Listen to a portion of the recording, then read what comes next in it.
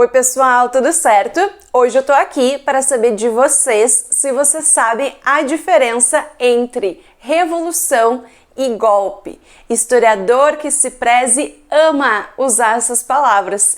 E eu quero saber de vocês o que vocês têm para me dizer sobre o significado desses conceitos.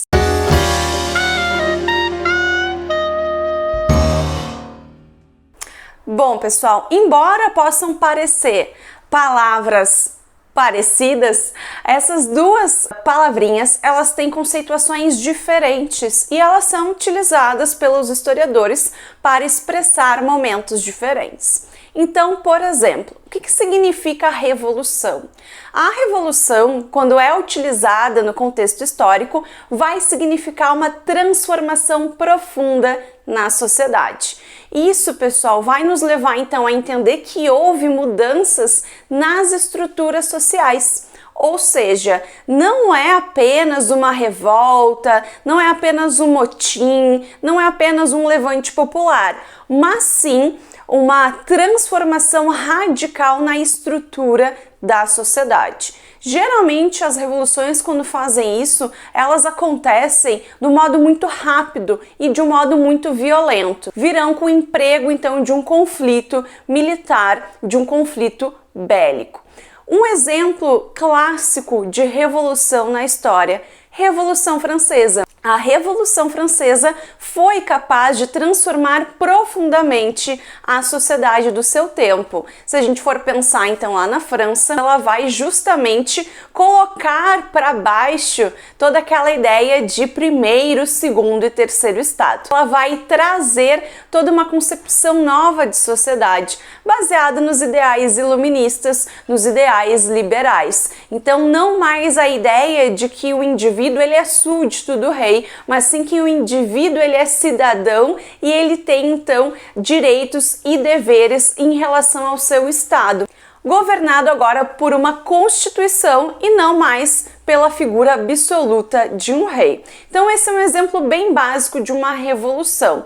Então, galera, resumindo, revolução, um processo radical, violento, rápido e que muda profundamente a estrutura social em que acontece.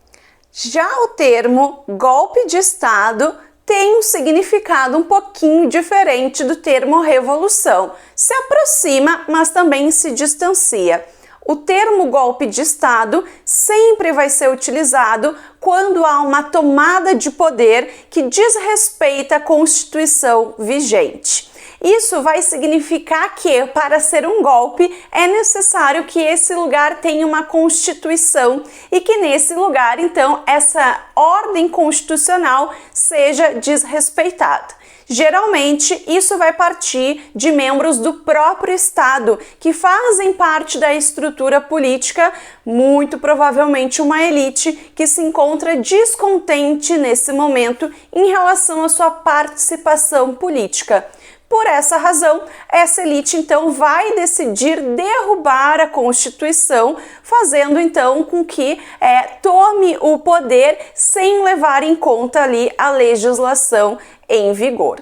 Então, pessoal, em função disso, o golpe de Estado ele só pode ser utilizado dentro dessas características. Quando um historiador fala que houve um golpe de Estado, vai significar, portanto, que não houve profundas transformações sociais, mas sim uma transferência de poder, ou melhor, uma tomada de poder por membros da própria elite política daquele contexto histórico.